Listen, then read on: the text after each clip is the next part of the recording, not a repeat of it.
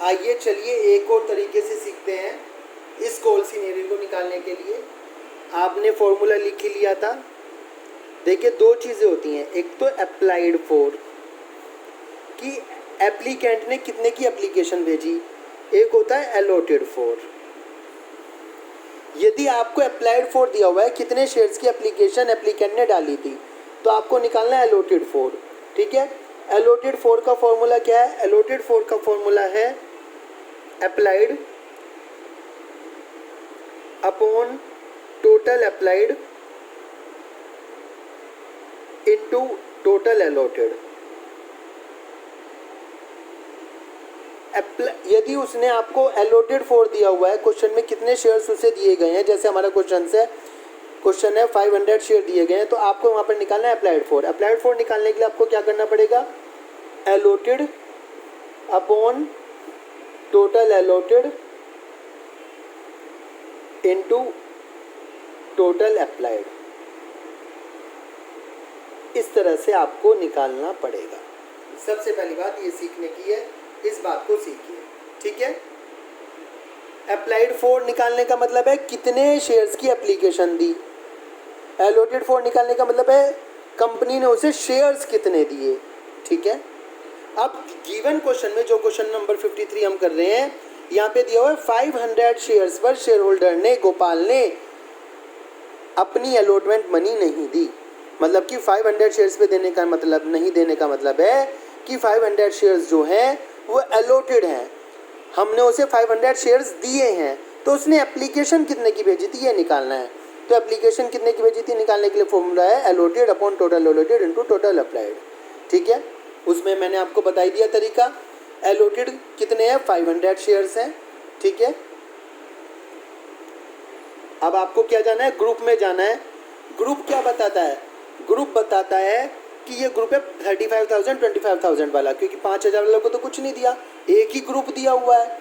तो total allotted 25,000 है, total applied 35,000 है। तो टोटल अलॉटेड 25,000, टोटल अप्लाइड 35,000। फॉर्मूले में क्या लिखा है? टोटल अलॉटेड से डिवाइड करना है। टोटल अलॉटेड कितने हैं? 25,000, और टोटल अप्लाइड कितने हैं? 35,000, उससे मल्टीप्लाई करना है। कितने शेयर्स आ गए? 700 शेयर्स अप्लाइड फॉर आ गए इसके। अब करना क्या है आपको? देखिए मैं दूसरा तरीका बता रहा हूँ, पहला तरीका मैं पहले वीडियो में बता चुका हूँ।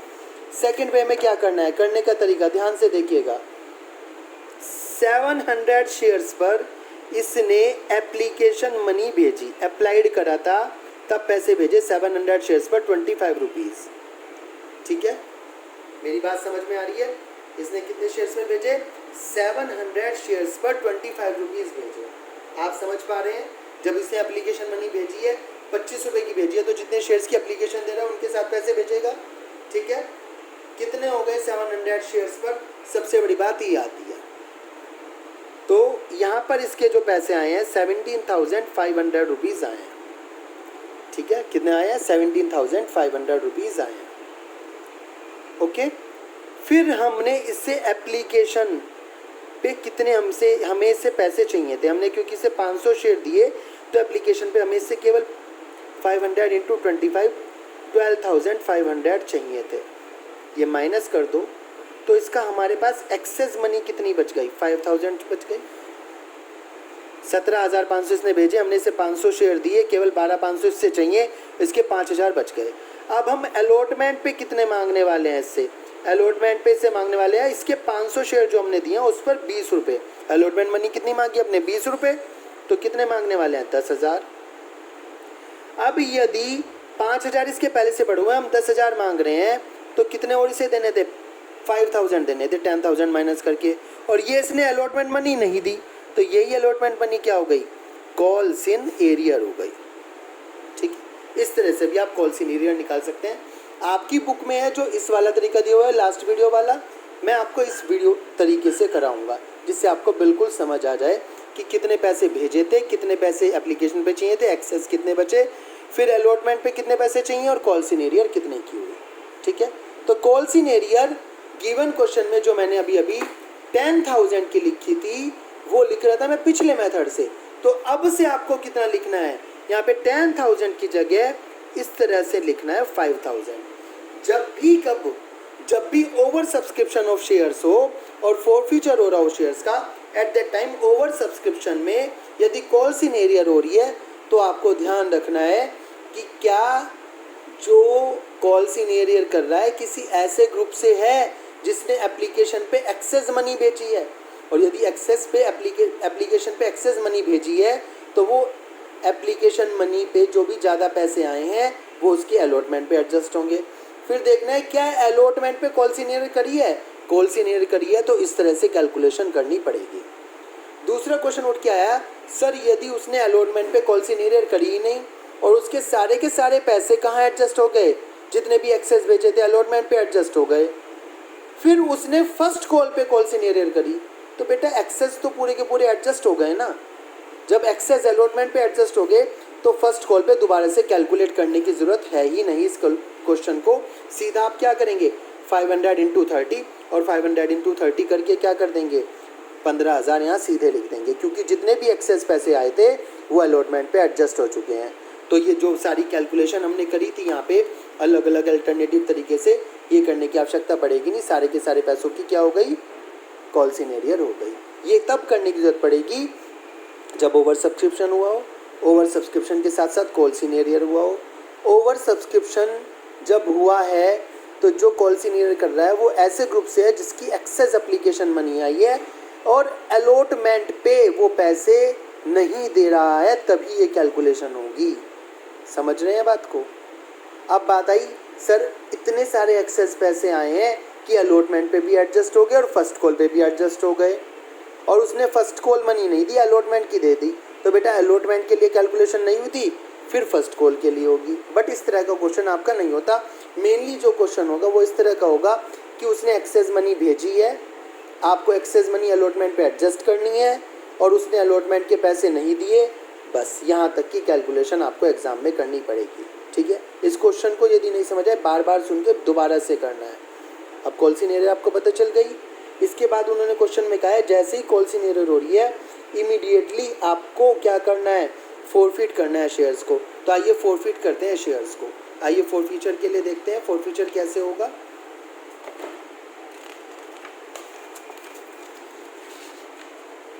फोरफीचर के लिए आपको एंट्री पता है, मुझे बताएंगे जरा। Share capital account debit, question को देखते रहिए पीछे स्क्रीनशॉट लेके। Share capital account debit, premium नहीं था तो सीधा आएगा टू कॉल्स इन एरियर और to share forfeited account. 500 shares हैं, कॉल्ड अप मनी कितनी है, एक तो एप्लीकेशन मांगी है 25 की और एक 20 रुपीज़ की अलॉटमेंट, केवल 45 रुपीज़ मांगे हैं। 500 इंटू 45 ही होगा, ज़्यादा नहीं होगा। जितने आप उससे कॉल्ड अप कर रहे हैं ना फर्स्ट कॉल के मांगे ना सेकंड कॉल के मांगे, तो 22,500 आपने उससे मांगे। 22,500 में से कॉल सीनियर कितने की हुई, अभी अभी आपने निकाली है 5,000 की हुई है, तो फोरफिट कितने करें आपने 17,500। देखिए आपका क्वेश्चन मैच भी हो जाएगा, ध्यान से देखिए, ध्यान से देखने की कोशिश करिए। 17,500 उससे आए, 5,000 उससे नहीं आए कॉल सीनियर, आपने अभी अभी कैलकुलेट करी, और यही यहाँ पर आपकी फोरफीचर की एंट्री में क्या हो गया, रीवेरीफाई हो गया। 17,500 आए, 5,000 नहीं आए, यही शेयर फोरफिटेड हो गया, यहाँ पे बात खत्म। इसके बाद क्वेश्चन में कह रहे हैं फर्स्ट कॉल की गई है, फर्स्ट कॉल करिए। फर्स्ट कॉल करने की एंट्री क्या होगी, share first call account debit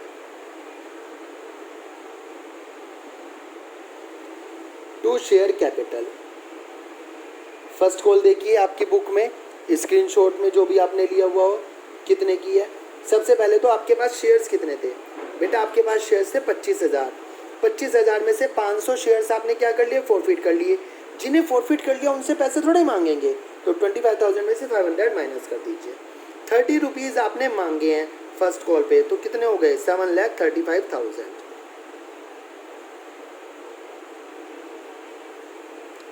अब क्या आएगा, पैसे आएंगे bank account debit to share